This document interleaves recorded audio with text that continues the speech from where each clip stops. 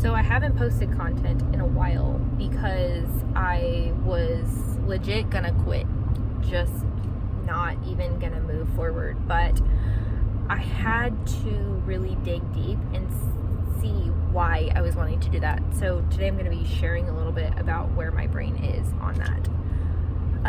First things first, if you have struggled with ADHD, didn't know you had it, maybe you have tendencies, maybe you have OCD, maybe you have, usually they come in like groups, and I struggle with several of those things. But if that's you and you're just now figuring out that, maybe that's been you your whole life and like you've always felt different, I'm here to tell you you're not alone. I've been seeing so much stuff surrounding ADHD and just how it affects the brain and why, you struggle with life skills that people just have, or much easier. It comes much easier for them. Although I'm very intrigued with life skills and practical life skills and all those things, that doesn't mean that they are simple to do.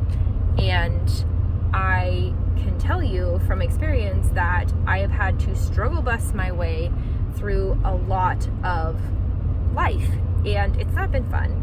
It's been, I feel like every single thing I'm like, how can I figure out a workaround? How can I figure out a way to get around this problem or find my own solution? Because the solution that I see that people are telling me to do is like, okay, that doesn't make sense, or I don't see how that's going to work, or there's too many steps, or whatever it is. And a lot of times that's what keeps us stuck, is we're like, we have to do it like them. Well, I'm here to tell you, you don't have to do it like them. And God didn't make you to do it like they do it. Your brain works differently, so work with the way that your brain works and you'll thrive. It's been such a journey. I've really been working on this, just coming into awareness of figuring out who I am and what I'm here to do and why I'm doing it within the last couple of years, and just unpacking all the baggage of things that I have had in my childhood that I didn't recognize as being an ADHD symptoms or a tendency of OCD or things like that. And it wasn't until I'm like, oh, okay, I've joked about those things, like, oh, it's just ADHD, or oh, it's just because I'm OCD, right? Like, but not actually taking it seriously. And then finding out like, oh, that wasn't a joke, that was real. There's a lot of stigma around mental health. Thankfully, it's coming out of that, and mental health is now being taken a little bit more seriously and not joked about. I think there was some cultural stigmas over just the fact that, like, if you had ADHD, you were like a messed up kid and you just couldn't succeed at life, and that's not the case at all. Same thing, like, these people are dealing with these struggles, but that doesn't make them less of a person than other people, because neurotypical people have their own challenges that they face. And so when we have a compassionate understanding and we come from that place of humbleness, like, okay, everybody's dealing with something, legit something, whether it's health challenges, mental challenges, emotional challenges, whatever the case may be, everybody's literally dealing with something. And that is what has kept me sane when I'm like, okay, well, I keep ruminating, or, oh, I keep dealing with this rejection sensitivity issue, which is like, I just found that out, that's a big thing. I've always had that, well, people don't like me, or my friends, maybe they don't really care for me, or whatever. And that's just a rumination that comes about from the ADHD. And it's not to say that we can't be successful, but we have to be successful in a different manner. We have to think of success and come by success in a different way. And so if you are thinking about how you can be, or like if you're ever going to be successful, right? Or thinking, oh, well, this is never going to work for me, because it isn't going to work for you in that fashion. You have to work with your brain, not against your brain. So doing things the way that quote unquote neurotypical or like normal people do things isn't gonna work for you necessarily, and that's okay. That doesn't make it wrong or bad or not as successful. The thing is that we don't also think about is the fact that plenty of CEOs, people who are successful, are actually not neurotypical. Most of them are ADHD. Most of them they have something going on, either autistic or along the spectrums. They have those non-typical tendencies that really allow them to propel forward and be creative and think innovative. And the way that they have come by success is by literally failing over and over again. And so that has also brought me some peace, or some, oh, okay, if they did it, I can do it too.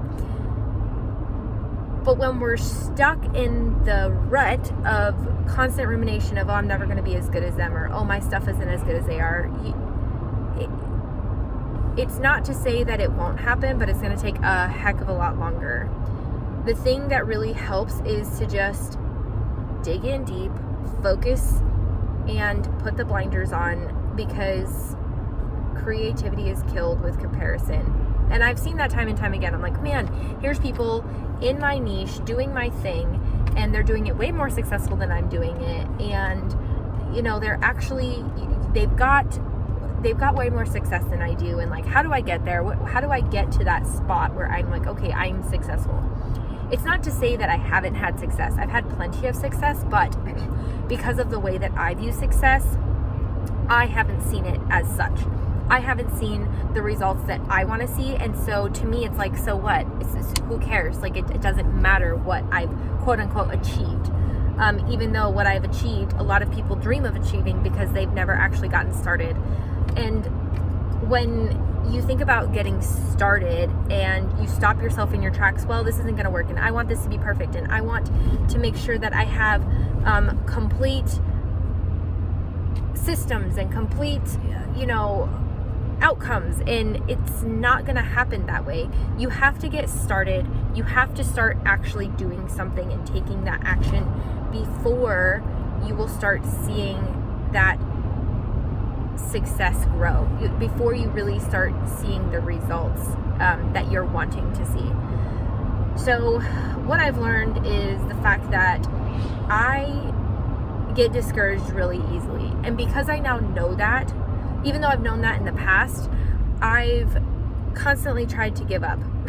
And I have my friends, thankfully, my safety net of friends saying, no, keep pushing, like, you are meant to do this, you've got to keep going forward. And there's people depending on you, they're watching you, they're seeing what they're doing and what you're doing and how they can work towards their goals because they're watching you work towards yours. So when you think maybe you don't have a place in the market space, or you think, oh, well, it's already too saturated, so why should I care? Why does it even matter what I do?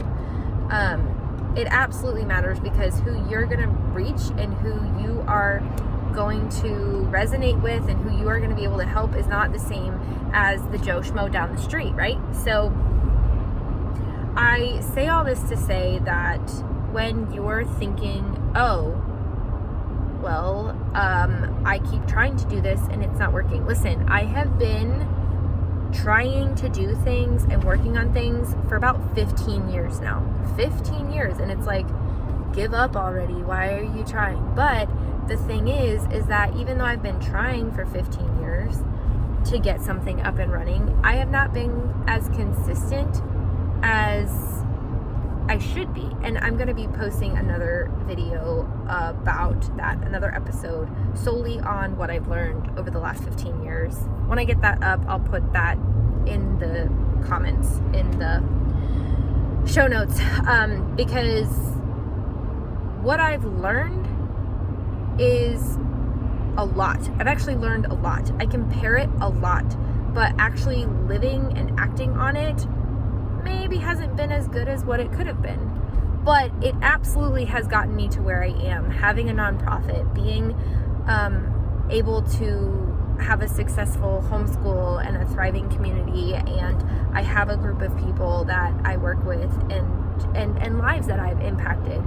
And so the success can't always be measured by dollars, and that just, you have to get that out of your mind. When you're focused on impact, yes, the dollars and the blessings or the financial blessings will come, but you have to be doing it in a consistent fashion long enough for people to see what you're doing. That's also been my struggle, is that I bounce around all over the place because I'm ADHD and I have like 1,000,001 different interests. Now those are super hyper fixations, and so it's like I'm a master, a jack of all trades and like a master of many or some, but not of all, because I get to a point and I'm like, okay, that's good enough. I've mastered it up to the point that I feel confident enough to go out and like do the thing, right?